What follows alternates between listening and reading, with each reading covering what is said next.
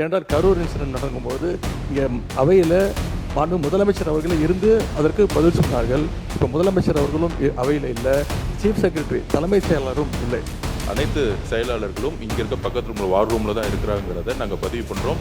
முன்னாடி லைவ் இருக்காது, இப்போ லைவ் இருக்கிறனால எல்லாமே லைவ்லேயே பார்த்து செயலாளர்கள் எல்லாம் இங்கே இருக்கிறாங்க. ஸோ அதை வந்து நாங்கள் பதிவு பண்ணுறோம். லைவ் என்பது எப்போதும் இருப்பது இல்லை. நான் சொல்கிறேன் இருங்க, வெளியில் வெளியிடாமல் இருப்போமே தவிர இந்த கேள்வி பதில் கேட்கும்போது அதிகாரிகள் அங்கிருந்து துணை அதிகாரிகள்லாம் துறையினுடைய அதிகாரிகள்லாம் அங்கே இருப்பது தான். ஃபுல் மூன் சேல் காலை 9 மணியிலிருந்து இரவு 12 மணி வரை ஆகஸ்ட் 27 ஒரு நாள் மட்டும். இன்றைக்கு நீங்கள் கேள்வி நேரத்தை எடுத்திருக்கிறீங்க. 5 கேள்விகளுக்கு அலோவ் பண்ணியிருக்கிறீங்க. 5 கேள்விகளுக்கும் நம்முடைய அமைச்சர்கள் அவர்கள் தெளிவாக பதில் சொல்லியிருக்கிறாங்க. துணை கேள்விகள்லாம் பதில் சொல்லியிருக்கிறாங்க. என்னுடைய வேண்டுகோள், இந்த கேள்வி நேரம் நடக்கும்போது குறிப்பாக நீங்கள் முக்கியமாக 5 துறைகளில் பதில் சொல்லியிருக்கிறாங்க. கேள்வி நேரம் நடக்கும்போது அந்த துறையினுடைய செயலாளர்கள் இந்த அவைக்கு வர வேண்டும், அவங்க நோட்ஸ் எடுத்துக்க வேண்டும். எனவே அதையும் நீங்கள் வலியுறுத்த வேண்டும். அதேபோல் இன்றைக்கி இந்த கவன ஈர்ப்பு தீர்மானத்தை நாங்கள் கொடுத்துருக்கோம். நானும் கொடுத்துருக்கிறேன், அனைத்து கட்சி தலைவரும் கொடுத்துருக்குறாங்க. ஆனால் நாங்கள் கவன ஈர்ப்பு தீர்மானத்தை கொண்டு வரதுக்கு முன்பாகவே ஒரு அமைச்சர் அவர்கள் இதற்கு விளக்கம் சொல்லணும்னு சொல்கிறாரு. அதையும் நீங்கள் அலோவ் பண்ணுறீங்க.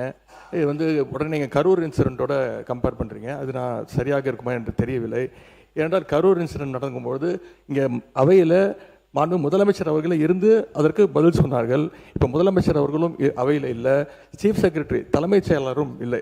எனவே இதையெல்லாம் நீங்கள் கவனத்தில் கொண்டு எந்தெந்த துறை பிரச்சனை வரும்போது அந்த அரசு துறை அதிகாரிகள் இங்கே இருக்க வேண்டும் என்று நீங்கள் அறிவுறுத்த வேண்டும் என்று கேட்டுக்கொள்கிறேன். பொதுப்பணித்துறை அமைச்சர், இதை பற்றி நான் ஒரு விளக்கம் சொல்லணும், நீங்கள் பேசி முடிச்சிருங்க. மாண்புமிகு பேரவைத் தலைவர்களே, எதிர்க்கட்சி தலைவர் இப்போ ஒரு வினா எழுப்பினார்.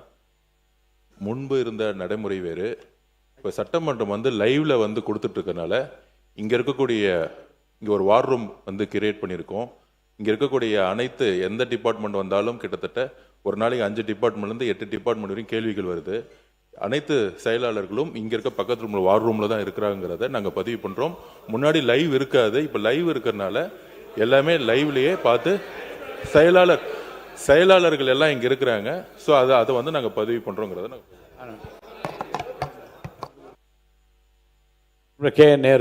மாண்பு பேரவைத் தலைவர் அவர்களே, லைவ் என்பது எப்போதும் இருப்பது இல்லை. நான் சொல்கிறேன் இருங்க, நீங்கள் வெளியில் வெளியிடாமல் இருப்போமே தவிர இந்த கேள்வி பதில் கேட்கும்போது அதிகாரிகள் அங்கிருந்து துணை அதிகாரிகள்லாம் துறையினுடைய அதிகாரிகள்லாம் அங்கே இருப்பது தான் குற்றச்சாட்டாக எடுத்துக்கொள்ள வேண்டாம்.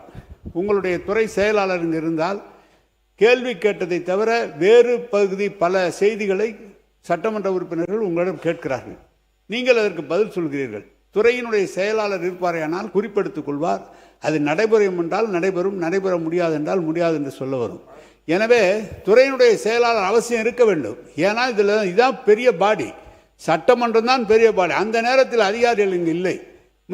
முதலமைச்சர் இல்லை என்றால் முதன்மை செயலாளராக இங்கே இருக்க வேண்டும். சீஃப் செக்ரட்டரியாவது இங்கே இருந்தால், இப்போது நேபாளம் பிரச்சனையை அமைச்சர் சொல்கிறார், அப்போது குறிப்பெடுத்து என்ன பதில் இருந்தால் உடனடியாக சொல்வதற்கு திருத்துவதற்கு சரியாக இருக்கும். அதற்காக தான் சொல்கிறோம். மாண்பு உறுப்பினர்களுக்கு இப்படிப்பட்ட சம்பவங்கள் வந்து இப்போது தான் நடக்கிறது என்பதல்ல.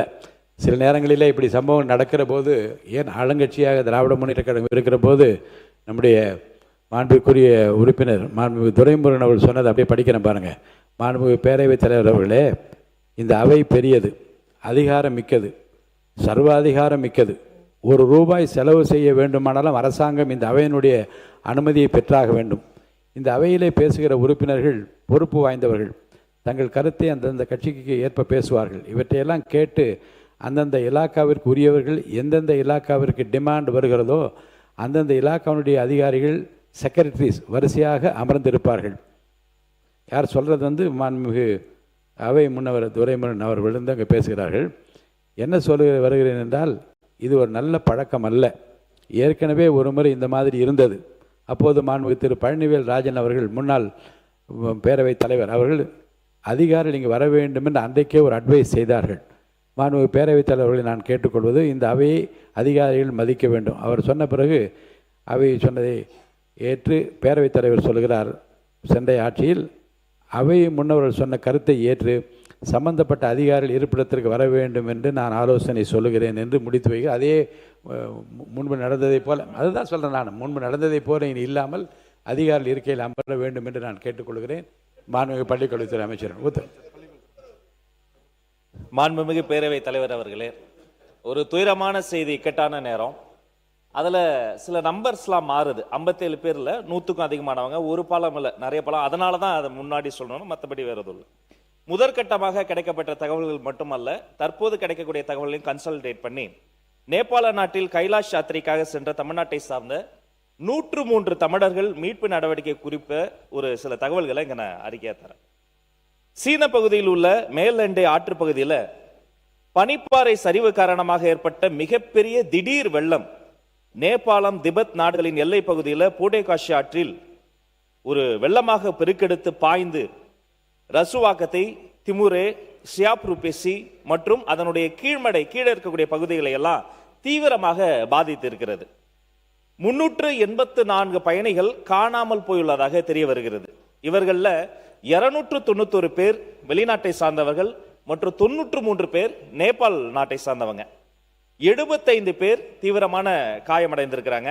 ரஸ்வாவில் 43 பேர், நுவாகோட்ல 29 பேர், தாத்திங்ல 3 பேர்.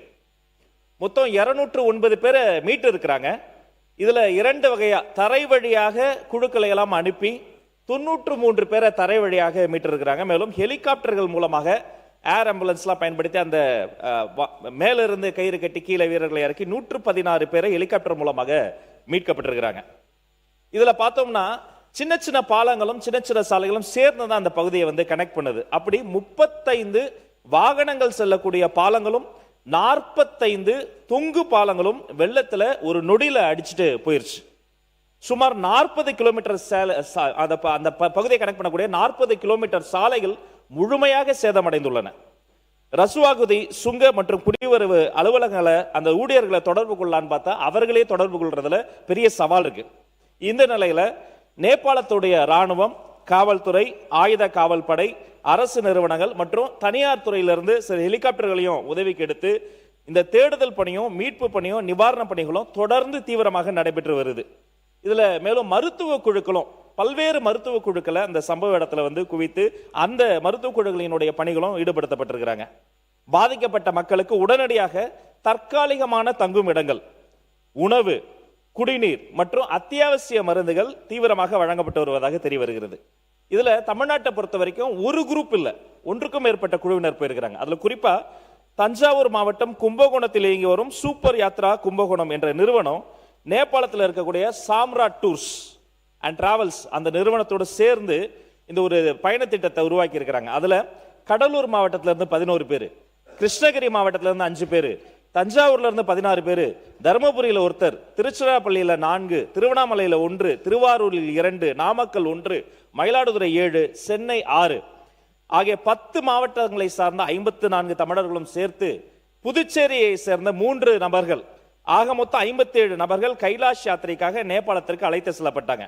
முதற்கட்ட தகவலின்படி நேபாள நாட்டில் இருக்கக்கூடிய லாண்ட்ரூக்ல இருந்து ரஸ்வாகதி என்ற இடத்திற்கு 3 வாகனங்கள்ல இவங்க வந்து டிராவல் பிளான் போட்டு பயணம் பண்ணியிருக்கிறாங்க.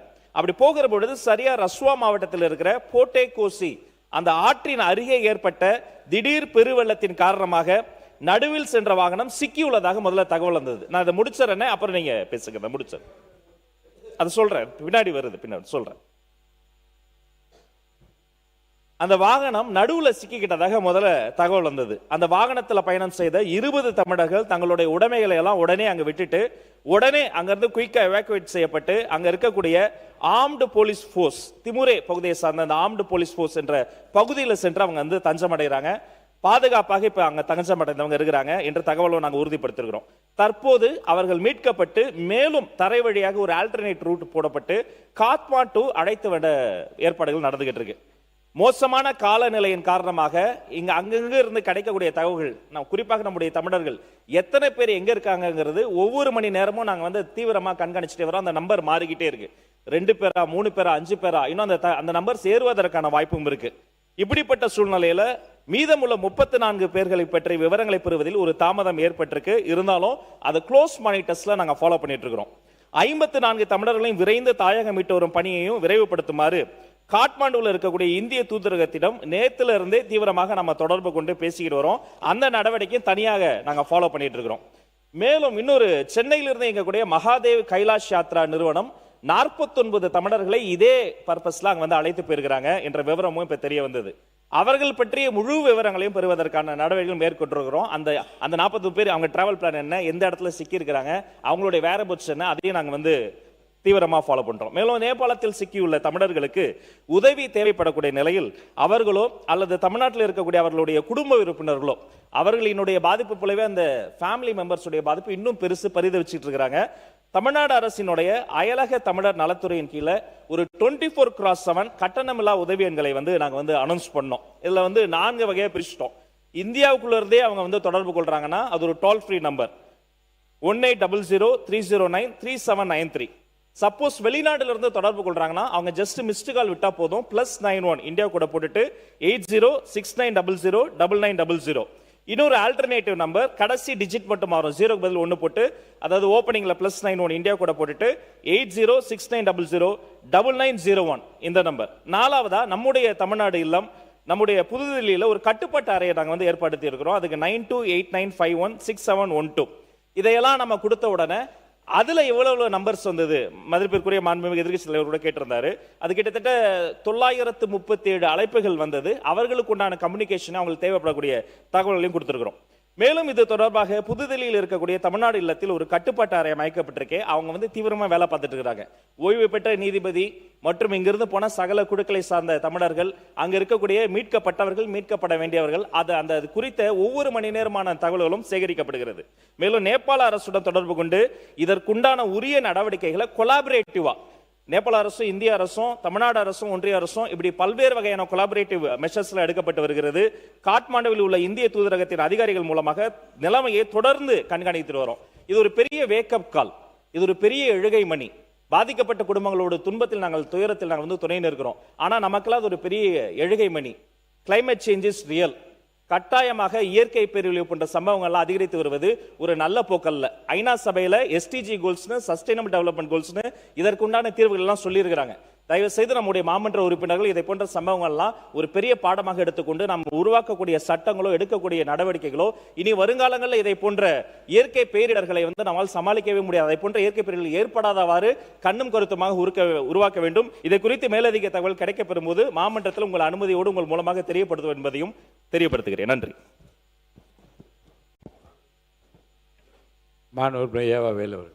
மாண்புமிகு பேரவைத் தலைவர்களே, பல்வேறு குழுக்களை நீங்கள் அமைக்கிறீர்கள். அதில் உச்சமாக இருக்கிற குழு என்பது அவை உரிமை குழு.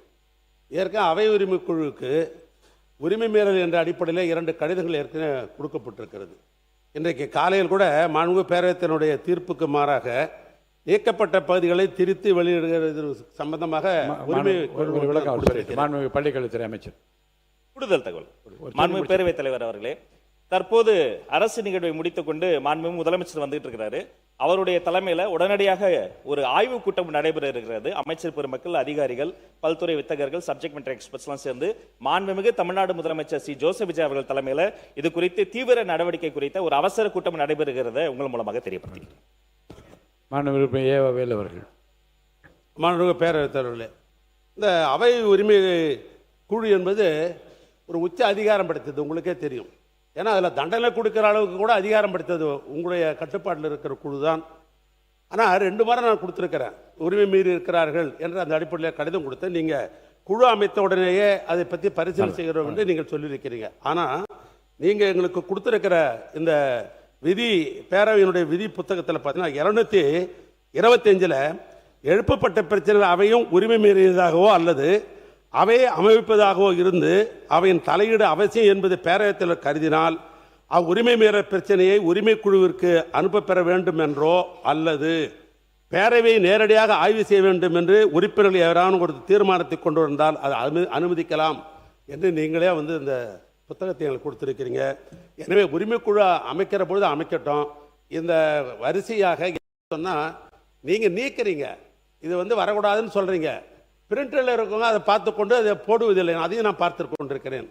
ஆனால் இன்றைக்கு எந்த யூடியூபர் என்ற அடிப்படையில், சமூக வலைத்தளம் என்ற பேரில் இந்த அவையினுடைய மாண்புகளை குறைக்கிற அளவுக்கு இன்றைக்கு பல்வேறு செய்திகள் வெளியே போய் கொண்டிருக்கிறது. ஆனால் சபையினுடைய மாண்பு போகிறது. ஆனால் நான் மாண்புக்கு நம்முடைய பேரவைத்தில் கேட்க விரும்புவது, இந்த உரிமை குழு அமைக்கிறது முன்னால் இந்த உரிமை எல்லாம் இங்கே நீங்களே ஆய்வுக்கு எடுத்துக்கொண்டு விவாதித்தால் தான் இதற்கு ஒரு தீர்வு காண முடியும்.